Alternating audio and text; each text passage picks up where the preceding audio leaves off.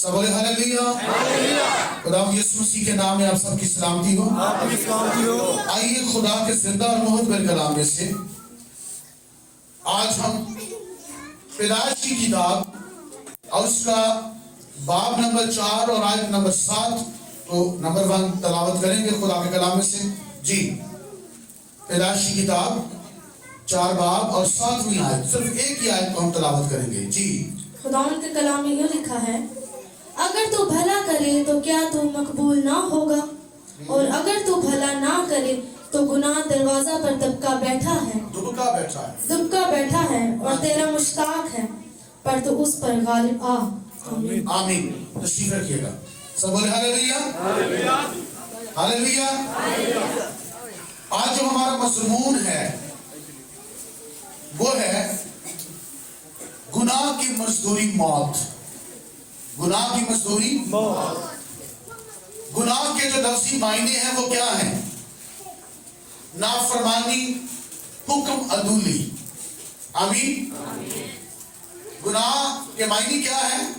इसका मतलब क्या है? नाफरमानी या हुक्म अदूली। नाफरमानी या हुक्म अदूली, ये इसका मतलब है। सब बोले हालेलुया। आप ऊपर बैठ जाए। Easy, okay. सब बोले हालेलुया। तो चीज की वजह से जब मैं किसी को देखता हूं तो फिर मुझे लगता है कि जैसे मुश्किल में है, तो चेयर्स लगाने का मतलब यही है कि कोई इजी जो है वो बैठ सके। हालेलुया। दुबका बैठा है, और मैंने आपको कहा कि आज जो हमारा मजमून है वो है गुनाह की मजदूरी मौत। गुनाह, नाफरमानी, हुक्म अदूली और मजदूरी का क्या मतलब होता है? सैलरी, जो इनकम होती है। गुनाह की इनकम क्या है? मौत। ठीक है, क्या लिखा है? गुनाह की मजदूरी मौत। मौत का क्या मतलब होता है, या मौत किससे कहते हैं? मौत क्या है? फना हो जाना, मर जाना, खत्म होना। ये दो तरह से है, एक जिस्म में मरना, एक रूह में मरना।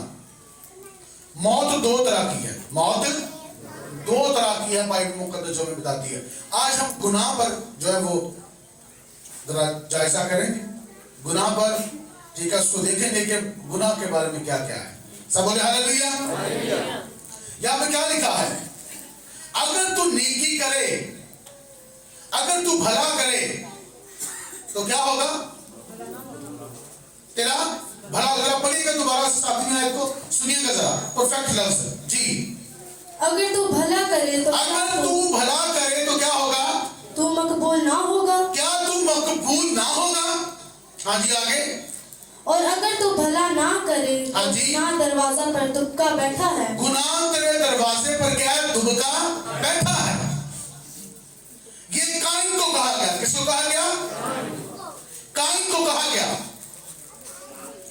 शैतान ने नस्ल आदम के अंदर 2 लोगों को बहकाया, जो डायरेक्टली उसने बहकाया है।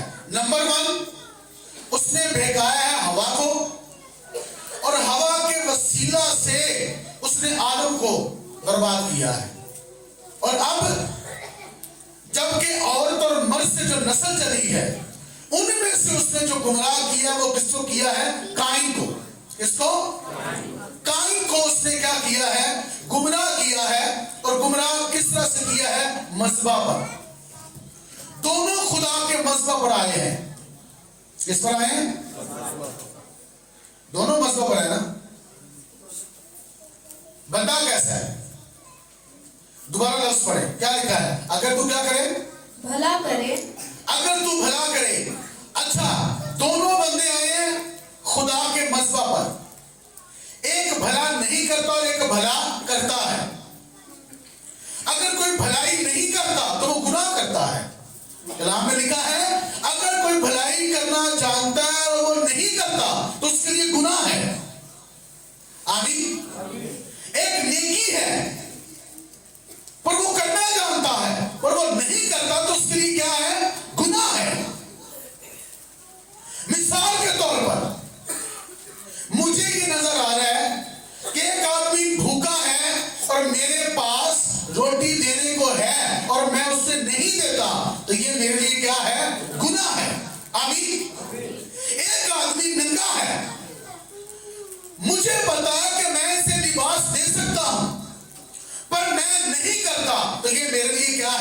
गुनाह है। अगर मेरा हमसाया मुसीबत के अंदर है और मुझे पता है कि मैं उसे मुसीबत से निकाल सकता हूं और मैं नहीं करता, तो ये मेरे लिए गुनाह है। मैं कर सकता हूं पर नहीं करता, जानबूझकर नहीं करता, तो ये क्या है? गुनाह है। क्या है? परसों की बात है कि जुमेरात की बात है कि मैं भाई रोबन के घर में, इनका नाम असल में सही अल्ताफ है, और मैं ये चाहता हूं कि इनको अल्ताफ ही कहा जाए हमेशा, और मैं ये भी कहूंगा कि ये सबको मना करे कि मुझे कोई रोबन ना कहे, क्योंकि अल्ताफ के बहुत अच्छे मायने हैं, रोबन ठीक बंदा नहीं है। और नाम पर शख्सियत का असर होता है, क्योंकि बाइबल मुकद्दस में नबियों के नाम चेंज किए गए हैं, लीडरों के नाम चेंज किए गए हैं। हालेलुया।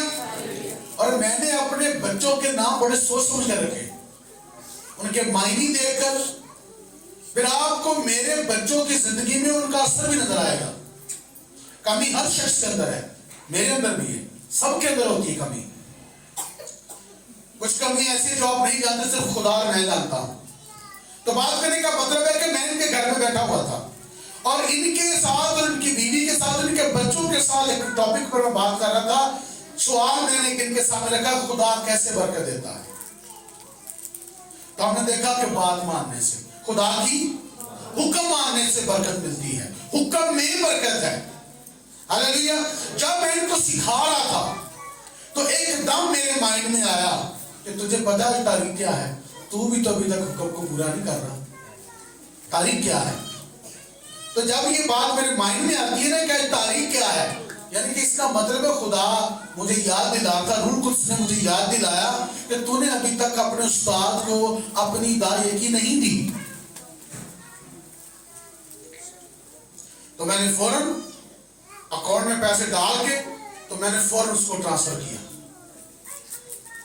मैंने फौरन घर में आके हिसाब करके फौरन कि मेरे पास कितना हद आ चुका है, पूरा हिसाब करके मैंने जो मैंने निकाह किया उसको भी मैंने डाला, उसकी फीस भी मैंने डाली, जो कुछ मेरे पास इस मंथ में इनकम आई उसको मैंने फौरन डाला सबको, और उसका हिसाब करके तो मैंने फौरन निकाला कितना बना है, तो 7,000 बना। मैंने फौरन उसको ट्रांसफर किया और मैं आजाद। ये पता मैं क्यों करता हूं? क्योंकि इतना मैं मुंह खोलना होता है, मैंने कलाम सुनाना होता है। लिखा है कि जिन बातों के लिए हम दूसरों को सिखाते, तुम भी तो वही करते हो। मिसाल कर, मैं कहता हूं झूठ ना बोलो, अगर मैं बोलता हूं तो फिर मैं कैसे यहां पर कह सकता हूं? यानी कि ये बाइबल है। तो ये सब कुछ करके तो मेरे पास कोई पैसा ना था, मतलब मैं खाली था, तो खुदा ने मेरे लिए इंतजाम किया, या खुदा मेरे लिए करता है। मतलब मैं इनको सिखा रहा था, मतलब ये काम है, मैं कर सकता हूं, ये मुझे करना चाहिए और मैं नहीं करता, तो ये मेरे लिए क्या है? गुनाह है। और ये खुदा का बड़ा फजल है मुझ पर कि मेरे उस्ताद को जब प्रॉब्लम होती है किसी चीज की, तो मुझे फौरन पता चल जाता है, एकदम मुझे सिग्नल मिलता है कि ये प्रॉब्लम है। और खुदा का फजल है मुझ पर कि जब खुदा मुझे सिग्नल देता है तो उस काम को करने के लिए मेरे पास वसाइल भी मुझे दे देता है, ताकि मैंने करना है। हालेलुया। पिछले दिनों में, पिछले साल की बात है, 6ठे महीने की बात है कि खुदा ने मेरे दिल में डाला कि तूने 50,000 रुपया जो है वो अपने उस्ताद को सेंड करना है। लो, ये बात मेरे दिल में आई है दुआ में, और जैसे ही मैं दुआ से उठाऊं तो मुझे कुछ देर के बाद कॉल आई कि यार पादी साहब एक मसला है। मैं कही वो हल हो गया। मैंने पूरी बात ही नहीं करने दी, अब वो संडा करने हैं। मैं कह जी हल हो गया, थोड़ी देर में आपको रिपोर्ट देता हूँ। तो जब मैंने उनको सेंड किए, उन्होंने यार कहा, उन्होंने पता मुझे क्या कहा? खुदावंद अजीम है। हालेलुया। खुदावंद क्या है? अजीम है। तो वो चर्च के पैसे थे मेरे पास,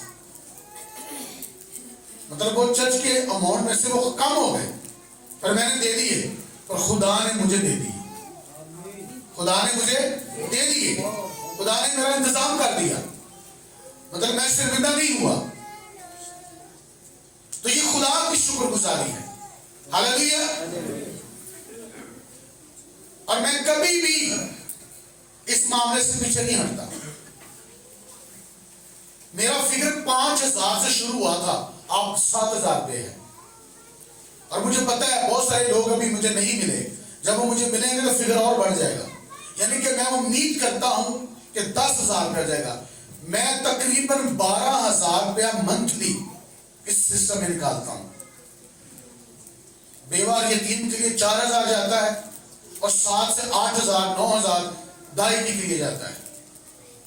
ये 13-14,000 15,000 निकलता है मेरा मंथली, और मैं निकालता हूं। और इसके अलावा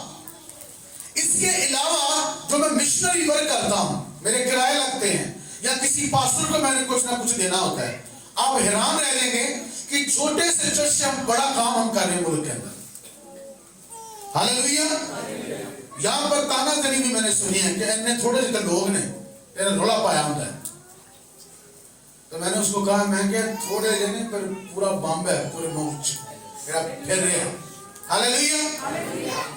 एक पूरा सिस्टम है, पूरी पावर फोर्स के साथ खुदा इस्तेमाल कर रहे हैं इस कलीसिया को। सब बोले हालेलुया। हालेलुया। ये बात सच्ची है। जब आपको कोई मुर्दा कहता है या यहाँ पर कोई अजीब लफ्ज यहाँ पर इस्तेमाल करता है, तो मुझे बड़ा खुद से गुस्सा आता है। और मैंने खानों को कहा भी है कि यहाँ पर ऐसे लफ्ज नहीं बोल रहे, ये मुर्दा कलीसिया नहीं है। इसका मतलब नहीं है एक बंदा नारा नहीं मारे तो मुर्दा है। कई दफा बहुत नारे मारने वाले मुर्दा ही होते हैं, और जिंदगी से कोई अमल नहीं होता, सिर्फ वो नारे मारते रहते हैं। जब कुछ करने का वक्त होता है तो वो भाग जाते हैं, वो कुछ नहीं करते। खाली नारे मारने से कुछ नहीं है, खाली गीत गाने से कुछ नहीं होता, अगर आप अपनी जान माल खुदा के लिए इन्वेस्ट नहीं करते। हालेलुया। हालेलुया। तो हमें खुदा के काम के लिए, खुदा के लिए आगे बढ़ना है। तो क्या लिखा है, अगर तू नेकी करे, अगर तू भला करे, तो तेरे साथ भला ना होगा। अगर कोई अच्छाई करना जानता है वो नहीं करता, उसके पास मसाइल, उसके लिए क्या है, गुनाह है। और क्या गुनाह तेरे दरवाजे पर दुबका बैठा है।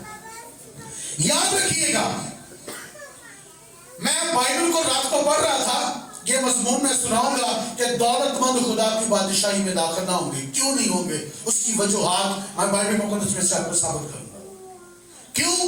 क्योंकि लिखा है कि दौलतमंदों ने जुल्म किया है। आप जितने भी दौलतमंद देखेंगे उन्होंने जुल्म किया है, जुल्म करके उन्होंने दौलत इकट्ठी की है। किसी गरीब का हक खाया है, किसी यतीम का हक खाया है, किसी ना किसी का हक खाकर उन्होंने अपने आप को बनाया है। मुझे बताएं, एक आदमी कोई काम नहीं करता और उसके पास पैसा आ रहा है, कहां से आ रहा है?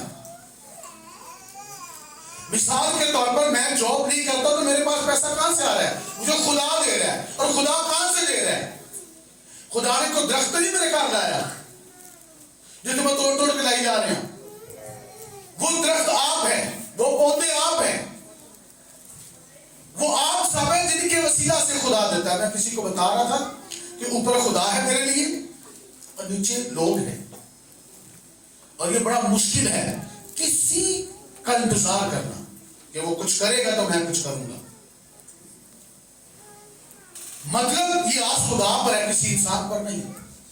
बंदे के आस लो तो बंदे ते मतलब आकर दे ना, हम किसी को जबरदस्ती तो कुछ नहीं कह सकते। ये खुदा का काम है। किसका है?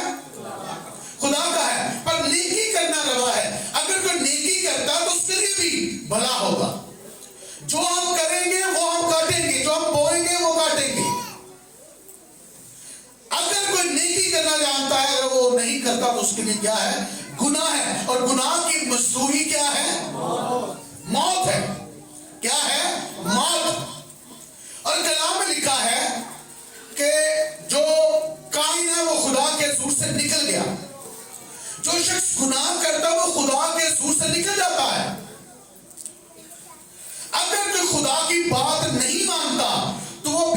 इबादतों में आए, बेशक वो चर्च में बैठे, बेशक वो दुआएं करें, अगर वो खुदा के हुक्म को नहीं मानता, खुदा की बात को तरजीह नहीं देता, वो इस बात को समझ ले कि वो एक बागी शख्स है और वो खुदा के जुर से निकला हुआ है।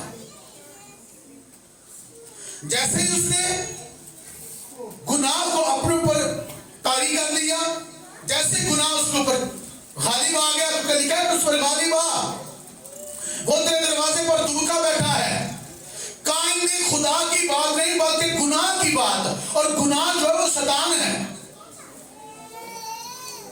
मतलब एक आवाज आ रही है कि तूने अपने भाई से नहीं लड़ना, एक आवाज आ रही है पहले इनू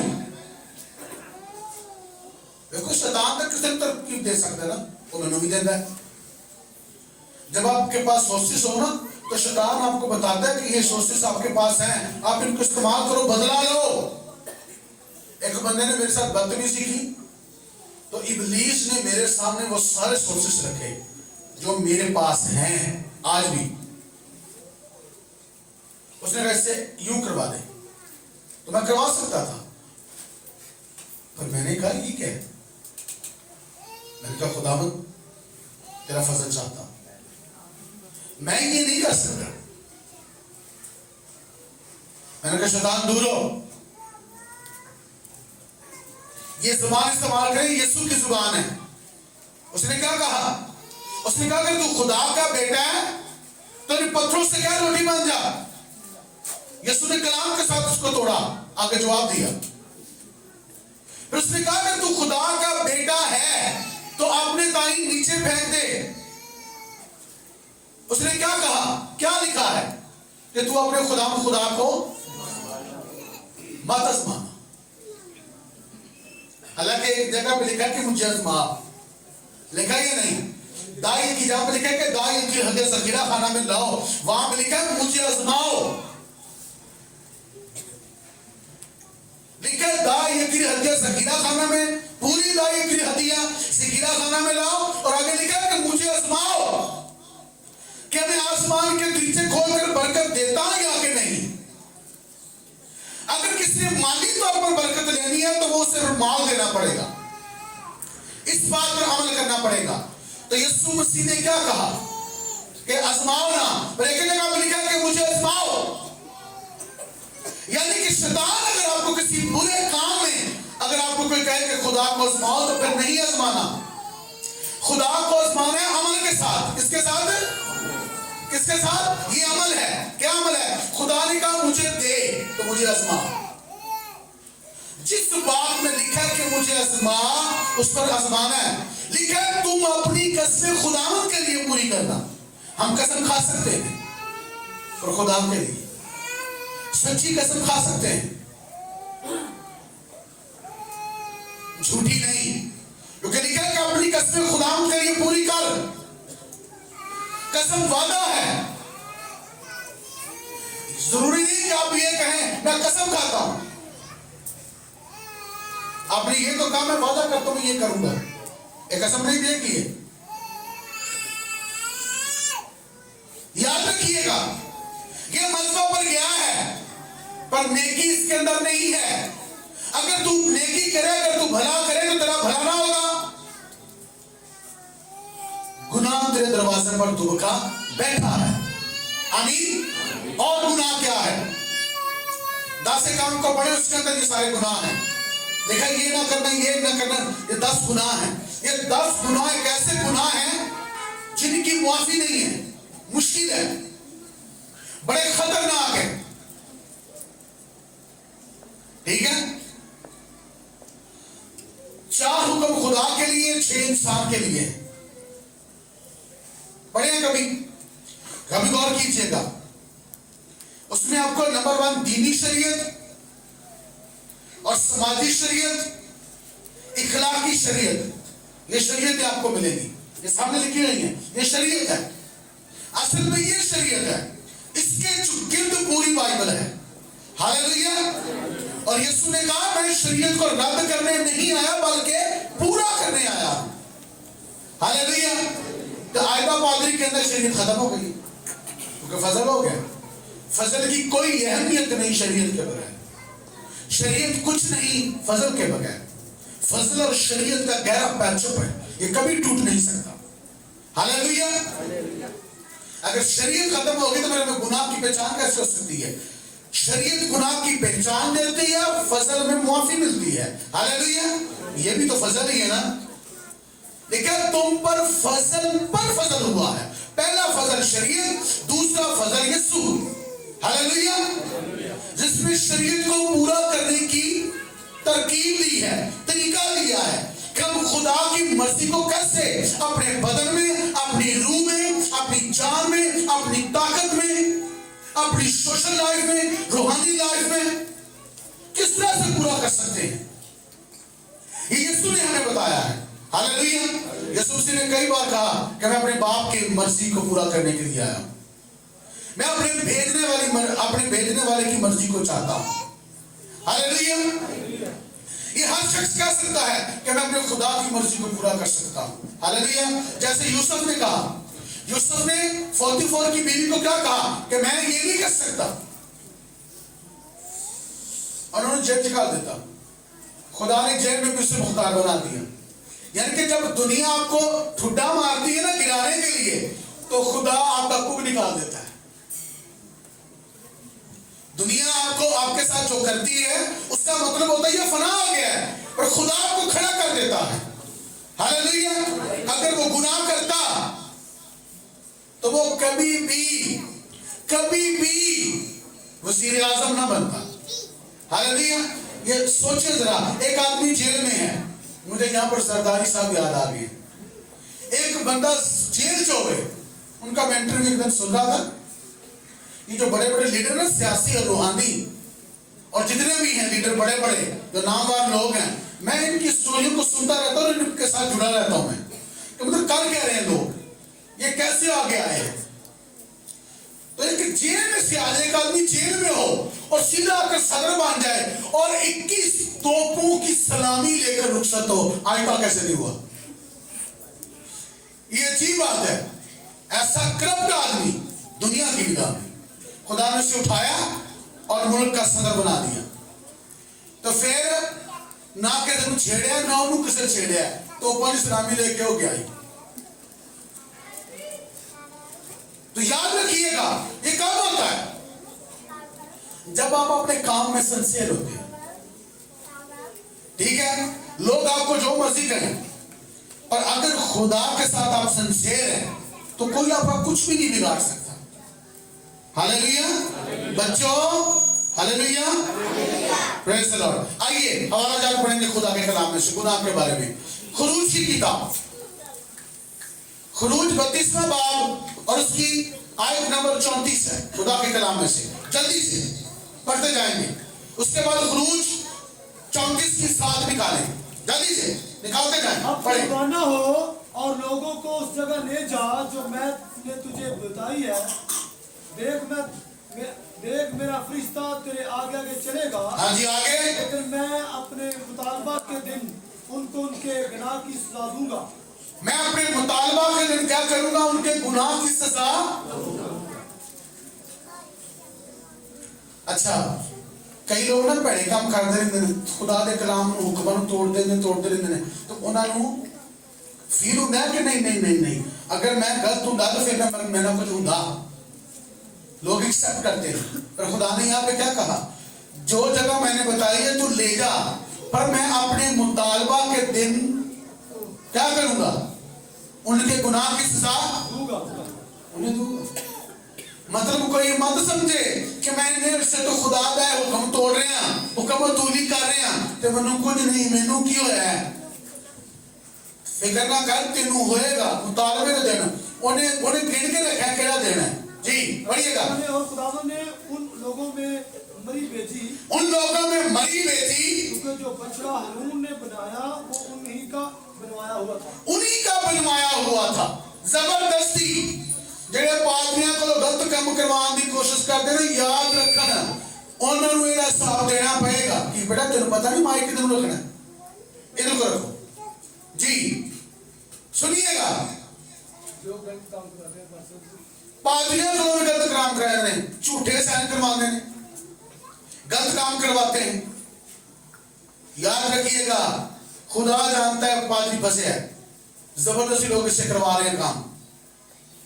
कई आंदे ने तू बिल पास करवा कर नहीं करवा दो और बड़े पादरी ऐसा छाड़ देंगे, ब्लैकमेल करते हैं खादमों को। पर आप देखो खुदा मेरे बदले लेगा या मेरे को गलत करवाएगा या मेरे ना गलत करेगा, वो बदले उन्होंने भरने पैणगे। ठीक है, खुदा ने मरी भेजी हुण उत्थे खलो गया कहना खुदा माफ कर दे, की कर दे? पर उन्हें क्या मुतालबा के दिन मैं बदला लूंगा, तो मूसा का बदला ले आ गया। उन्हें क्या लिखा है, यहां से देख ले वहां नहीं जाएगा, वहां नहीं जाएगा। तो मनु कड़ी लोड़ है कि मैं उत्थे ना जावा, मैं जाऊंगा। हालेलुया। कोई जानता है जाए छठे पैसे नहीं बदलता, मेरा ऐलान है अगर मेरे पास है तो मैं दूंगा, नहीं है आई एम वेरी सॉरी। सब बोले हालेलुया। और मैं इस साल में ये भी ऐलान करना चाहता हूं, HFC के मामले में कोई मेरे पास ना है, खास करके वो लोग जिन्होंने बेड़ागर किया है। हाँ, उसी का स्टेप लगाऊंगा जो काम कर रहे हैं और जो सही चल रहा है, बस। बाकी नया बंदा मेरे पास ना है, क्योंकि मुझ में सकत नहीं है। ठीक है, मुतालबा के दिन में क्या करूंगा, उनके गुनाह का बदला दूंगा। मूसा को भी मिला और कौम को भी मिला, जान नहीं छुटनी। ठीक है, आगे क्या लिखा है 34 की 7 पढ़िएगा जरा।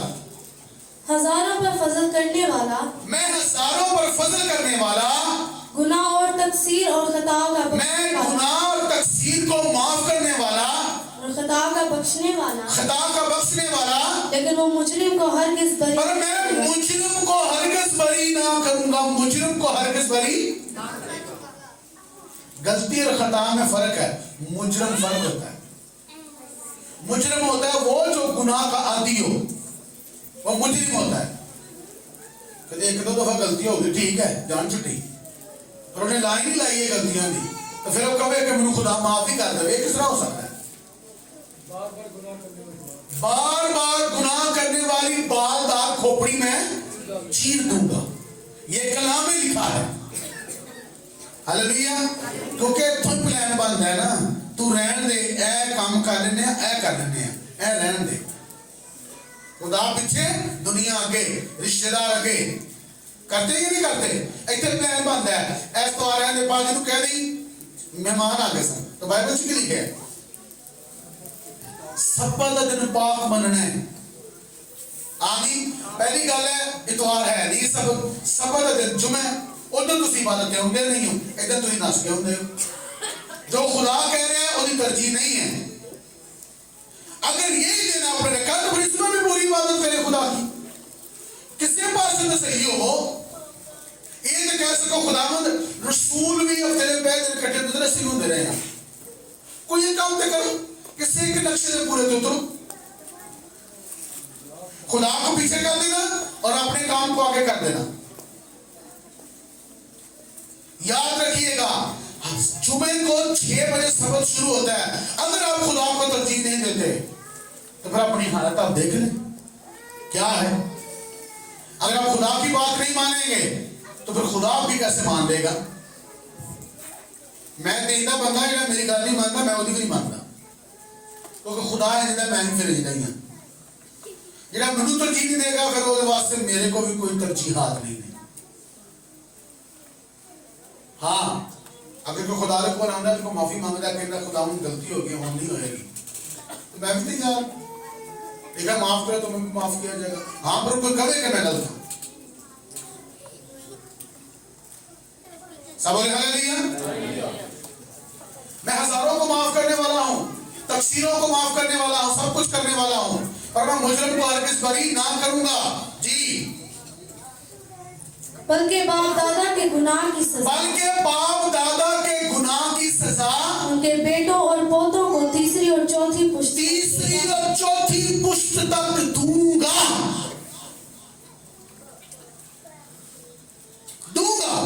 बाप दादा के गुनाह की सजा कहां और बेटों को और पोतों को और तीसरी और चौथी पुश्त तक एक आदमी की बुराई 4 पुश्तों का बेड़ा गर्क, यानी कि 400 साल बरकत दूरी रहेगी। यहूदा की बदकिरदारी की सजा मिली, पता है आपको? लेकिन यहूदा का गुनाह लोहे की नोक से लिखा गया है। लोहे की नोक लें और उसे लिखे आप तो कितना गहरा लिखा जाएगा। आप जाएं किसी बड़े दरख्त पर, लोहा लें और उससे अपना नाम या कोई चीज लिख कर आए, बरसों के बाद जाइएगा, वहां से आपको पूरे स्पेलिंग आपको मिलेंगे। तजुर्बा आप कर देखिए, मिलेगा। उसने जो गलती की, 10 पुश्तें बेबरकत, 9 या 10 इनमें से है। 11वीं 10वीं 11वीं में जो है वो दाऊद पैदा हुआ और खुदा ने उसे ब्लेस किया। बिन्यामीन के कबीले से बंदा इसलिए खड़ा किया गया था, पहला बादशाह। ये यहूदा की सजा थी। इतना आसान नहीं है। लिखा कि हमारे बाप दादा गुनाह करके चल बसे और हम उसकी सजा पा रहे हैं।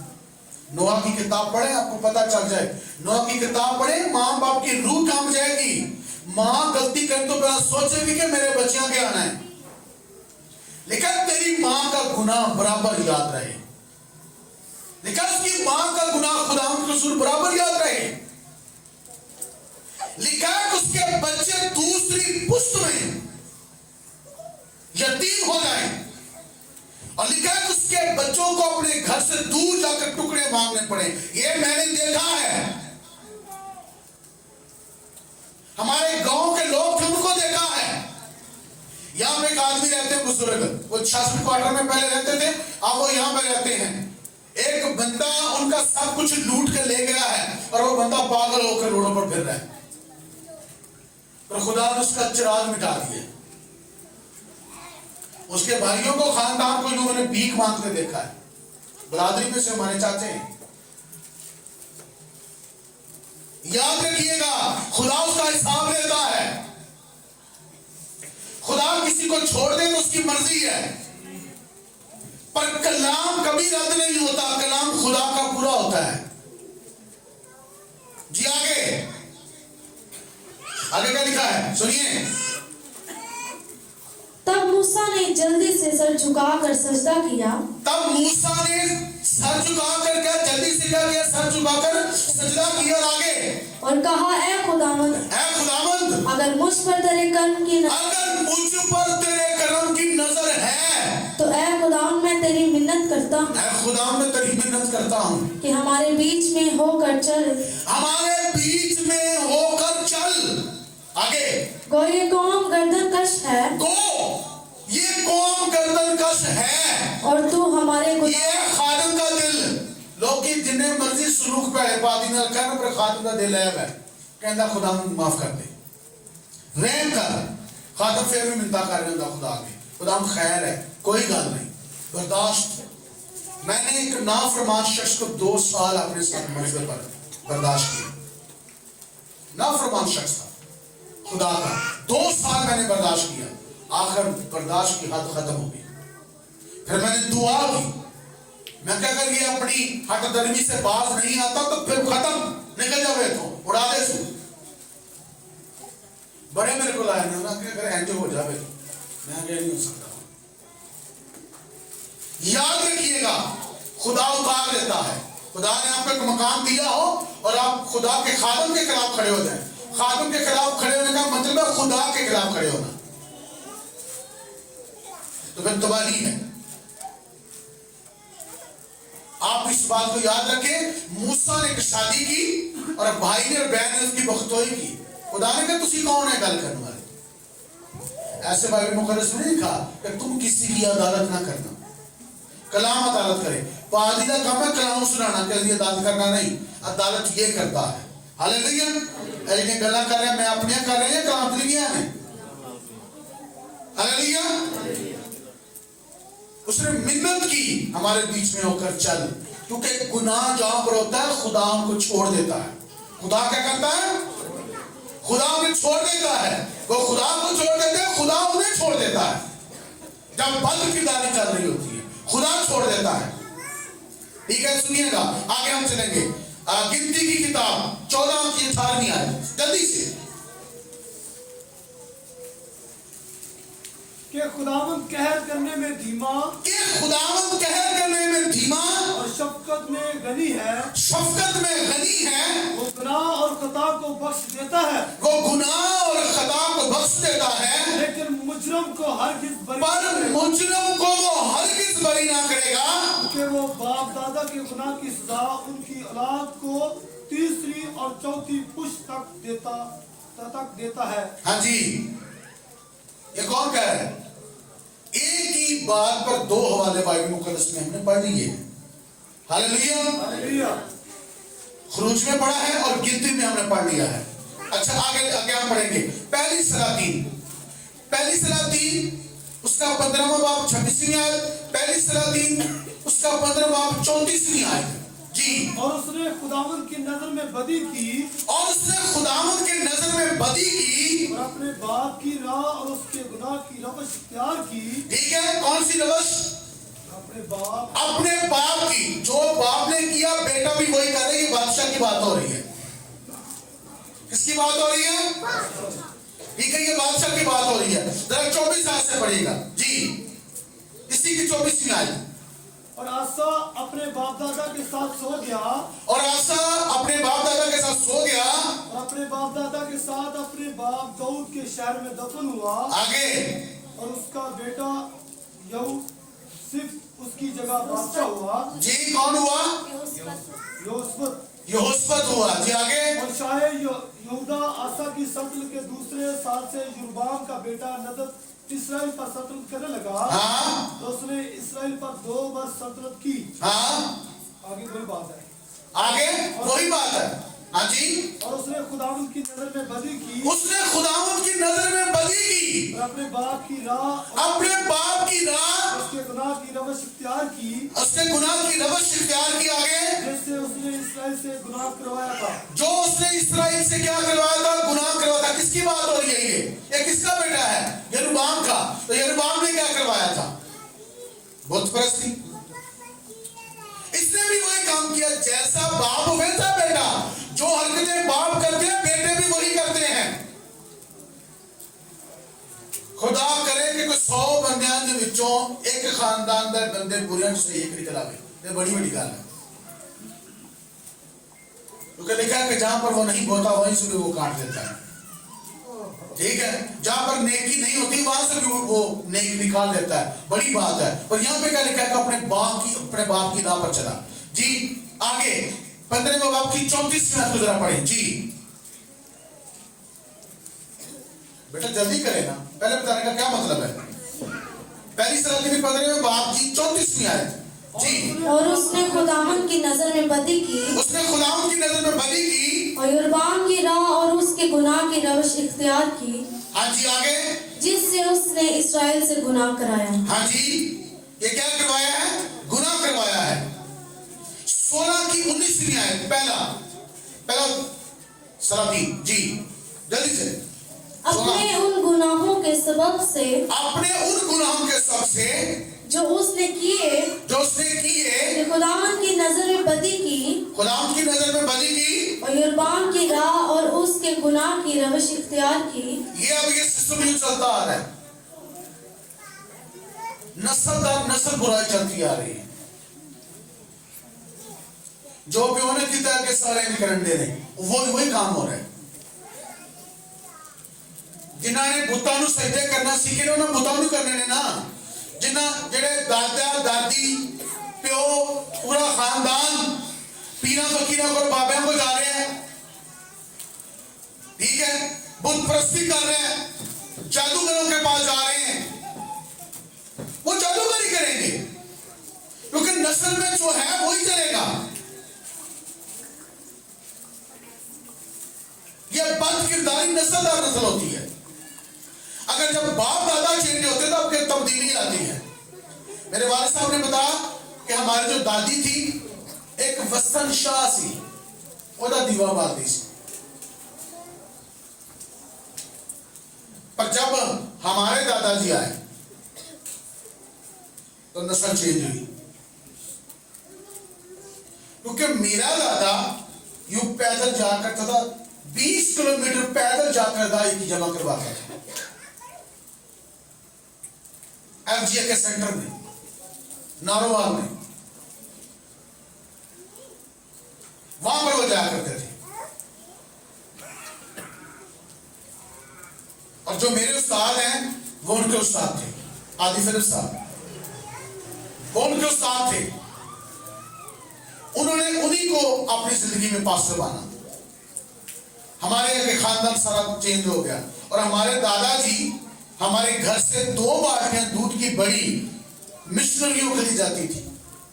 खादमा ने खिदमत की थी, आज ऐत मैं खलोता, आलमा ने खिदमत की थी है, चेयरमैन ने खिदमत की थी है, बिश्वा ने खिदमत की थी है, पोता दिखलोता है। Hallelujah hallelujah. और खुदा मुल्क के अंदर इस्तेमाल कर रहा है, कलीसियाएं बन रही हैं, खुदा अपना नाम को जलाल दे रहा है। मतलब जो आपने किया वो काटेंगे, लेकिन जो नबी जानकर खिदमत करते हैं वो नबी की बरकत पाएगा। जो आप बोलेंगे आप वही काटेंगे। तो जो कुछ बाप ने किया आगे वो चलता आ रहा है। तो आगे हम अय्यूब की किताब, उसका नामा बाप और उसकी 14वीं और 16वीं आयत को पढ़ेंगे। जी खुदा के कलाम में जी पढ़िएगा जल्दी से। अय्यूब की किताब, अय्यूब की किताब निकालिएगा, 9वां बाब 14वीं आयत, और फिर अय्यूब 14 बाब 16वीं आयत, ज़बूर 32 5 आयत, ज़बूर 51 उसकी 5 आयत। जी फिर मेरी क्या हकीकत है, फिर मेरी क्या हकीकत है कि मैं उसे जवाब दूं, मैं उसे जवाब दूं और उससे बहस करने को अपने लफ्ज छांट छांट कर निकालूं। हाँ जी, उसे तो मैं अगर सादिक भी होता तो जवाब ना देता। अगर मैं सादिक भी होता तो मैं उसे जवाब देता। खुदा की बात हो रही है, लिखा है कि अगर मैं सादिक होता तो भी मैं खुदा को जवाब नहीं दे सकता। जी आगे, मैं अपने मुखालिफ की मिन्नत करता, हाँ जी, अगर वो मेरे पुकारने पर मुझे जवाब भी देता, हाँ, तो भी मैं यकीन ना करता कि उसने मेरी आवाज सुनी। आगे, वो तूफान से मुझे तोड़ता है, हाँ जी, और बेसबब मेरे जख्मों को ज्यादा करता है। हाँ, वो मुझे दम नहीं लेने देता, बल्कि मुझे तलखी से लबरेज करता है। अगर जोरावर की ताकत का जिक्र हो तो देखो वो है, और अगर इंसाफ का तो वो मेरे लिए वक्त कौन ठहराएगा। अगर मैं सादिक भी हूँ तो भी मेरा ही मुंह मुझे मुल्जिम ठहराएगा, तो भी मेरा मुंह मुझे मुजरिम ठहराएगा। अगर मैं कामिल भी हूँ तो भी ये मुझे कजरो साबित करेगा। मैं कामिल तो हूँ पर मैं अपने को कुछ नहीं समझता। आमीन। क्या इंसान अपनी रास्तबाजी पर दावा कर सकता है? कोई बंदा मैं अपनी रास्तबाजी पर दावा नहीं कर सकता, मैं तो नहीं करता भाई। क्या लिखा है बाइबल में? पालूस दावा भी करता है तो भी ये कहता है कि मेरी रास्तबाजी गंदी धज्जियों की मानद है। हालेलुया। मैं कुछ भी करूं, अगर मैं ये दावा करूं कि मैं खुदा के सामने साफ ठहर जाऊंगा तो ऐसा नहीं हो सकता। मेरी रास्तबाजी में से भी बदी निकलेगी, क्योंकि हम खता करते हैं। हम क्या करते हैं? खता करते हैं। हम क्या करते हैं? खता करते हैं। 14 की 16वीं आयत को जरा पढ़िएगा जी। अय्यूब, पर अब तू तो मेरे कदम गिनता है, अब तो तू मेरे कदम गिनता है, क्या तू मेरे गुनाह की ताक में लगा नहीं रहता? क्या तू मेरे गुनाह की ताक में लगा नहीं रहता? क्या लिखा है? तेरी शहरें बना मेरी आंखों के सामने। दाऊद कहता है अगर मैं आसमान पर चढ़ जाऊं तो वहां भी तू है, अगर मैं जमीन की तह में जाऊं, कहूं मैं जमीन की तह में पताल में बिस्तरा बिछाऊं तो वहां पर भी तू है, अगर मैं कहूं कि मैं सुबह के पर लगाकर समुद्र से पार जाऊं तो वहां पर भी तू है। तू मुझे जानता है, उससे पहले कि मैं अपनी मां के पेट में पड़ता तू मुझे जानता है। जब मैं जमीन के असफल में था तू मुझे जानता है। जमीन की गहराई में जब मैं था तो तब भी तू मुझे जानता है। हालेलुया। उससे पहले कि आदम बनाया जाए खुदा आदम को जानता है। उससे पहले कि बच्चा या बच्ची पैदा हो खुदा उसे जानता है। खुदा हमारी हरकतों से हमें जानता है। खुदा से कोई बात छुपी हुई नहीं। क्या तू मेरे कदम नहीं गिनता? तू मेरे गुनाह की ताक में नहीं रहता? खुदा हमें देखता है। सब बोले हालेलुया, हालेलुया। खुदा अजीम है, खुदा बड़ा है। हमेशा हमें खुदा से ही डरना है। जी, एक और हम हवाला पढ़ेंगे खुदा के कलाम में से, ज़बूर 32 उसकी 5 और ज़बूर 51 उसकी 5। एक 32 निकाले और एक 51 निकाले जल्दी से। मैंने तेरे हुजूर अपने गुनाह को मान लिया, मैंने तेरे हुजूर अपने गुनाह को मान लिया और अपनी बदकारी को ना छुपाया। मैंने अपनी बदकारी को ना छुपाया, क्योंकि बंदा छुपा ही नहीं सकता। जी आगे। मैंने कहा मैं खुदावंद के हुजूर अपनी खताओं का इकरार करूंगा। मैंने कहा कि मैं खुदावंद के हुजूर अपनी खताओं का क्या करूंगा? इकरार करूंगा। और तूने मेरे गुनाह की बदी को माफ किया। तूने मेरे गुनाह की बदी को माफ किया। जब इंसान अपने गुनाह का इकरार कर लेता है खुदा उसे माफ कर देता है। हालेलुया। आप अय्यूब के बारे में पढ़ें तो अय्यूब का दावा यह था कि मैं कादिर कुदरत से बातें करना चाहता हूं, मैं खुदा से मिलना चाहता हूं कि मेरे साथ ये क्यों अन्याय हुआ है। जब हम पर मुसीबत आती है तो हम मुसीबत के अंदर खुदा की हिकमत को समझते नहीं है, बल्कि हम खुदा पर बुतलान लगाना शुरू कर देते हैं।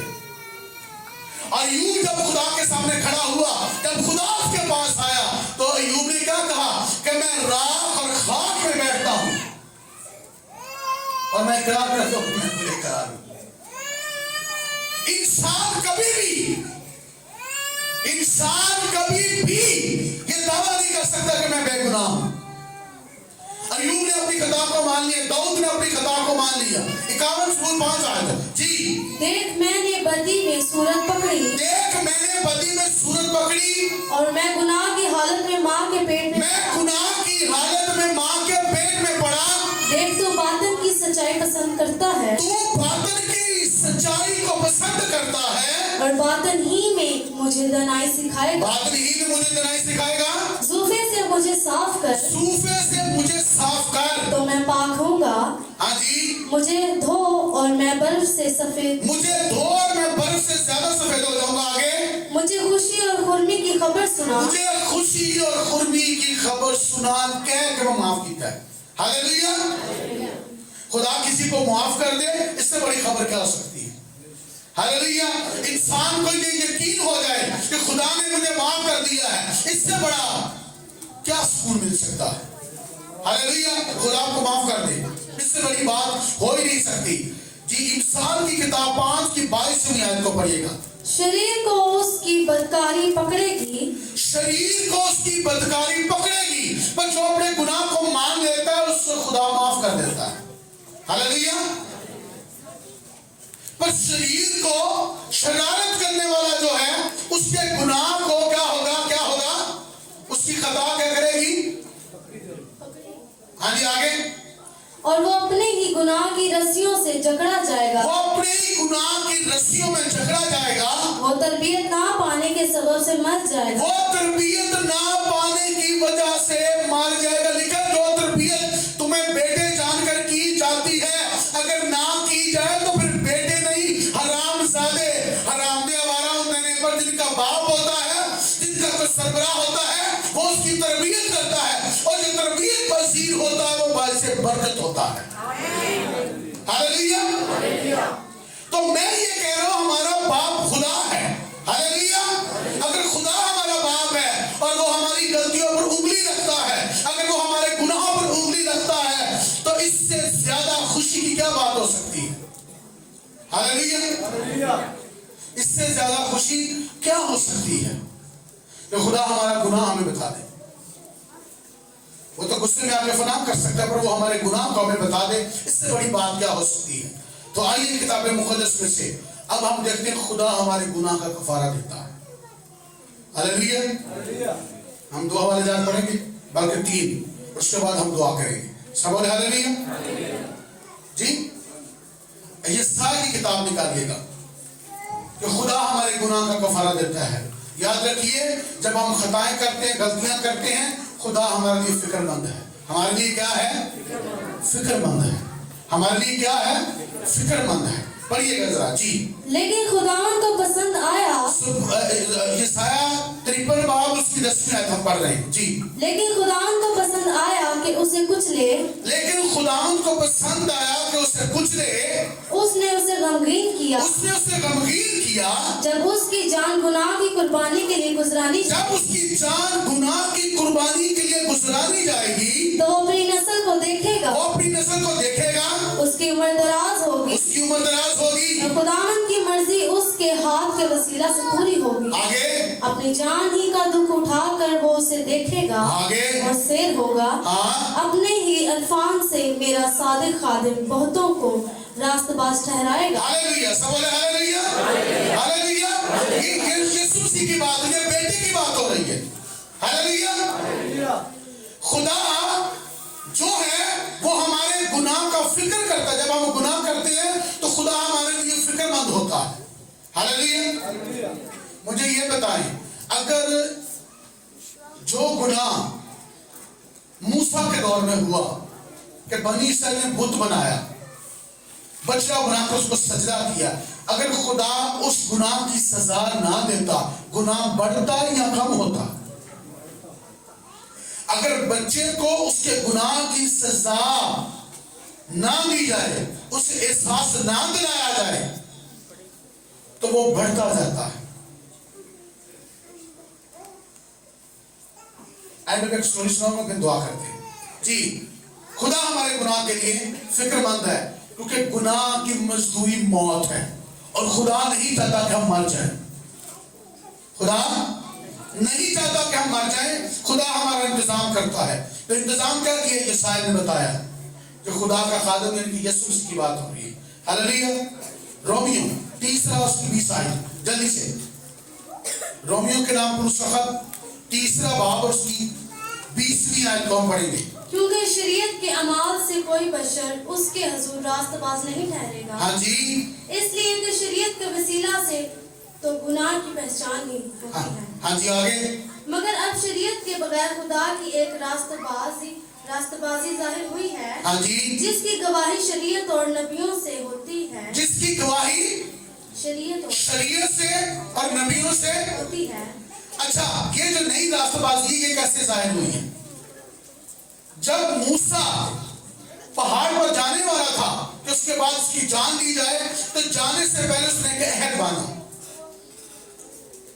इस्तिस्ना की किताब में, कलाम में लिखा है कि वहां पर उसने एक अहद बांधा जिसमें खून ना बहाया गया, जिसमें सिर्फ उसने ये कहा कि खुदा तुमसे एक नया अहद बांधता है, पहले की तरह नहीं, एक नया अहद जो यहां पर मौजूद है उनके साथ भी और जो नहीं उनके साथ भी, सबके साथ, जो नहीं और हैं उनके साथ भी अहद बांधता है, नया अहद बांधा। और यीशु जब आया तो उसने कहा कि ये शीरा, जब उसने शीरा दी उसने कहा ये पियो, ये नए अहद का खून है। हालेलुया। ये नए अहद का खून है जो तुम्हारे वास्ते बहाया जाता है, जो बथेरों के वास्ते बहाया जाता है। हालेलुया। नस्ल इंसान के लिए बहाया जाता है। मतलब जब गुनाह बढ़ा तो गुनाह के बढ़ने की वजह से मौत आई, पर खुदा ने जब हमारा फिक्र किया तो फिक्र ये है कि मूसा के वसीला से ही शरीयत के अंदर एक नया अहद बांध दिया गया, ताकि वो सारी इंसानियत का कफारा हो। हालेलुया। और वो यीशु है। वो कौन है? वो यीशु मसीह है। सब बोले हालेलुया। तो ये बाइबल है, हमने बाइबल को समझना जरूरी है। हालेलुया। हाँ जी, 6 की 23वीं आयत पढ़े, रोमियो 6 की 23। क्योंकि गुनाह की मजदूरी मौत है। क्योंकि गुनाह की मजदूरी मौत है, मगर खुदा की बख्शिश हमारे खुदाम यीशु, खुदा की बख्शिश हमारे खुदाम यीशु मसीह, हाँ जी, हमारे खुदाम मसीह यीशु में हमेशा की जिंदगी है। हमेशा की जिंदगी है। ये खुदा की बख्शिश है, ये खुदा का रहम है, ये खुदा का फजल है कि जो गुनाह है उसकी मजदूरी मौत है, पर फजल के वसीला से, यीशु मसीह के वसीला से हमें अपनी जिंदगी हासिल हुई है। हालेलुया। और उसने हमारे गुनाहों को मिटा डाला है अपने खून से। हालेलुया। तो इसका मतलब नहीं कि फजल हो गए तो सीनों आजाद हो गए, गुनाह से तो आजाद किए गए हैं, पर गुनाह करने के लिए आजाद नहीं हुए। हम गुनाह करना शुरू कर दें, जैसे क्यों होने है, ये पूरे मोहल्ले में शराबी बचे हैं। यहाँ पर कोई कलाम की सच्ची बात करें तो सारों को तकलीफ होती है, पर यहाँ पर शराबी फिरते हैं। कभी किसी ने बैठ करके मनसूबा नहीं बनाया कि इनका इंतजाम भी किया जाए, नहीं करते। जिन चीजों पर काबू पाना चाहिए उन चीजों पर काबू नहीं पाया जा रहा है। यहाँ पर आप गली में इबादत करें तो बच्चों को तकलीफ होगी, पर कंट्रियों में जाएगा तो कोई तकलीफ नहीं। ये हमारा म्यार है कि हम खुदा के फजल को समझते ही नहीं है। तो हमें खुदा के फजल को समझना है। आखिरी हमारा इब्रानियों 10 की 18वीं आयत, जल्दी से 10 की 18, बल्कि 10 की 8 उसके बाद 18, दोनों आयतों को पढ़े। पहले 8 पढ़े फिर 18 पढ़े। इब्रानियों के नाम पुरुष का खत जी, जल्दी से। ऊपर तो वो फरमाता है कि ना तूने कुर्बानियों और नजरों और पूरी सौंपी कुर्बानियों, हाँ जी, की कुर्बानियों को पसंद किया, हाँ, और ना उनसे खुश हुआ। हाँ जी। हालांकि वो कुर्बानियां शरीयत के हालांकि वो कुर्बानियां शरीयत के मुताबिक दी जाती थी, गुजारी जाती है। हाँ जी। और फिर ये कहता है कि देख मैं आया हूँ ताकि तेरी मर्जी पूरी करूं। ताकि मैं तेरी मर्जी पूरी। पुराने अहदनामे की जो कुर्बानी है वो अक्स है, वो हकीकत नहीं, वो हकीकत का अक्स थी, वो एक रियासत थी, ताकि इंसान समझ पाए कि एक ऐसी कुर्बानी की जरूरत है जिसके वसीला से खुदा हमेशा के लिए इंसान के गुनाह को माफ कर सकता है। आमीन, हालेलुया। और वो कुर्बानी कौन सी है? 18वें आयत को जरा पढ़िएगा। और जब इनकी माफी ना हो गई, हाँ हाँ, ध्यान से जरा पढ़े। और जब इनकी माफी हो गई है, हाँ जी, तो फिर गुनाह की कुर्बानी नहीं रही। क्या हुआ है? 17वीं आयत को जरा पढ़े साथ। फिर वो ये कहता है कि उनके गुनाहों और बेदीनियों को फिर कभी याद ना करूं। मैं उनकी बेदीनियों को कभी याद ना करूंगा। और जब गुनाह की माफी हो गई है, जब गुनाह की माफी हो गई है, तो फिर गुनाह की कुर्बानी नहीं रही। अब गुनाह की कुर्बानी नहीं रही। अब गुनाह की जो कुर्बानी है वो कोई नहीं, गुनाह की कुर्बानी खत्म हुई है। आमीन। शरीयत का ये तकाजा कि बेगुनाह हो, बेऐब हो, यीशु मसीह बेऐब। हालेलुया।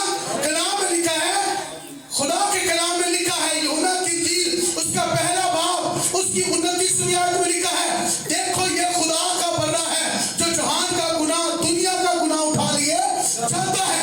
दुनिया का गुनाह उठाने वाला एक ही बर्रा है। शरीयत के अंदर जो कुर्बानियां दी जाती थी वो अक्स है, पर हकीकी जो कुर्बानी है वो यीशु मसीह ने दी है। हालेलुया। इसलिए हम ये कह सकते हैं कि गुनाह की मजदूरी जो मौत थी, यीशु मसीह ने अपने ऊपर गुनाह लेकर, गुनाह की मजदूरी पूरी करके, गुनाह का तकाजा पूरा करके, बेऐब बर्रा बन के जबकि वो ज़बह हो गया है, तो उसने शरीयत के तकाजे को पूरा करके हमें गुनाह की गुलामी से हमेशा के लिए छुड़ा दिया है। हालेलुया। हमेशा के लिए क्या कर दिया है? छुड़ा दिया है। तो छुड़ाया इसलिए है ताकि हम आजाद रहें। लेकिन तुम्हें आजाद किया गया है आजाद रहने के लिए। मसीह ने हमें आजाद किया आजाद रहने के लिए। और दोबारा गुलामी के जुए में यीशु मसीह ने कहा जो गुनाह करता है वो गुनाह का गुलाम है, और गुलाम अब तक घर में नहीं रहता बल्कि बेटा रहता है। हालेलुया। आजाद किया गया मतलब बेटे बनाया गया है। फिरौन को कहा गया मेरे बेटे को जाने दे। हालेलुया। और कलीसिया को भी खुदा के बेटे और बेटियां बनाया गया है। कलीसिया को भी दुल्हन बनाया गया है। दुल्हन और बेटा या बेटी ये सबसे करीब रिश्ता होता है। इनसे ज्यादा कोई करीबी रिश्ता नहीं है। बीवी करीबी रिश्ता, बेटा करीबी रिश्ता, ये खूनी रिश्ता है। हमारे साथ खूनी रिश्ता बनाया गया है ताकि हमारी सृष्टि बदल जाए, ताकि हमारी साथ बदल जाए। हालेलुया। हालेलुया। आखिरी बात करने लगा, सुनिएगा जरा। एक लड़का था, उसने एक गलती की, एक बार उसने चोरी की, उसकी मां ने उसको मना ना किया। आखिर वो उस चोरी के बाद एक बड़ा डाकू बन गया। यहां तक उसने बदी की, उससे सजाए मौत हो गई, उससे कत्ल हो गया। जज ने उससे पूछा कि आपकी आखिरी ख्वाहिश? उसने कहा मेरी मां को मिलवाया जाए। मां जब आई तो उसने कहा मेरे पास आओ, कान करो मेरी तरफ। उन्हें कान देते दंदी बड़ी घुट के पिटी। उन्हें कहा अगर तू मेरे ने इंज किया होंगे तो अज मैं इत्थे ना होंदा। बहुत सारी माएं और बाप मुजरिम हैं जिन्होंने अपने बच्चों को गलत नहीं कहा। मैनू किसी कहा असी कदी इन्होंने हथ नहीं लाया, मैं क्या तुहानू हथ लाण दे। जब मां कर तुहानू हथ ना लाण फिर तुसीं हथ ला ला के ना रो गल करें।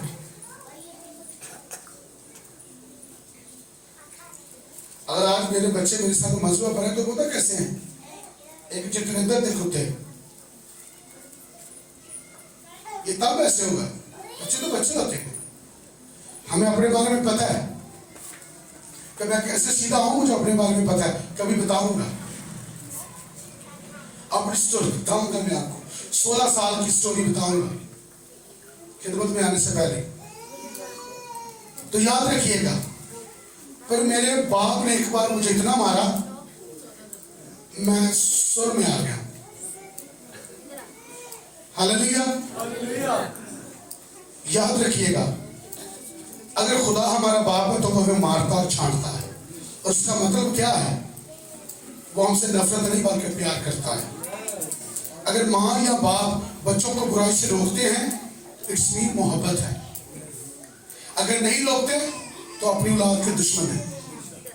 खान पीन का लाड़ है, कुछ गलत करने का कोई लाड़ नहीं है।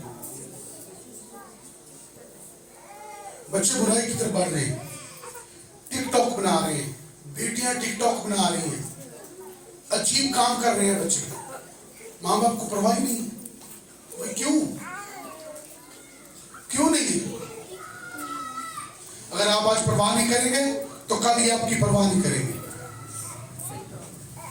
फिर सिवाय ये कहने के कि मेरी किस्मत सड़ गई है, आपके पास कोई अल्फाज नहीं होंगे। अफसोस बात करना बेहतर है कि आज अपने आप को दुरुस्त करने की जरूरत है। Hallelujah, hallelujah. साड़ी अम्मा एक मौका मार दूंगी, चल फलाना काम कर। तो आज सब कुछ वो हमारे काम आ रहा है। आज बच्चों की परवाह करें, इनको खुदा दे, कलाम दे, तो ये गुनाह से बच जाएंगे। वरना गुनाह आपके घर में दुबका बैठा है। ये मैं चैलेंज करता हूँ। मैं अपने घर का सर्वे करूंगा, अपने आपके बच्चों का सर्वे करूंगा, खड़े हो जाए तो मैं आपको साबित कर दूंगा। मैं सबके बच्चों को जानता हूँ। अगर तुसी मैनू वेंदे हो तो मैं भी तुहानू दूर भी ना ला के लेना, तुसी किहड़े चक्करां च। तो होश में आ जाए। आपको मेरी गल समझ आई है? नहीं आई है? क्या समझ आई है? गुनाह दरवाजे पर तो गुनाह की मजदूरी, पर यीशु मसीह के वसीला से क्या हो रहा है? फजल हुआ है। तो फजल के कायम रहेगा बचाने अच्छा। अगर दंदी बैठाएंगे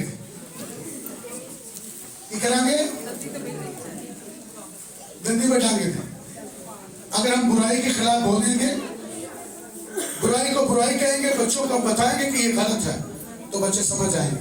अगर आप नहीं कहेंगे वो इतने गलत हो जाएंगे कि आप कुछ कर नहीं सकेंगे। आइए दुआ करें।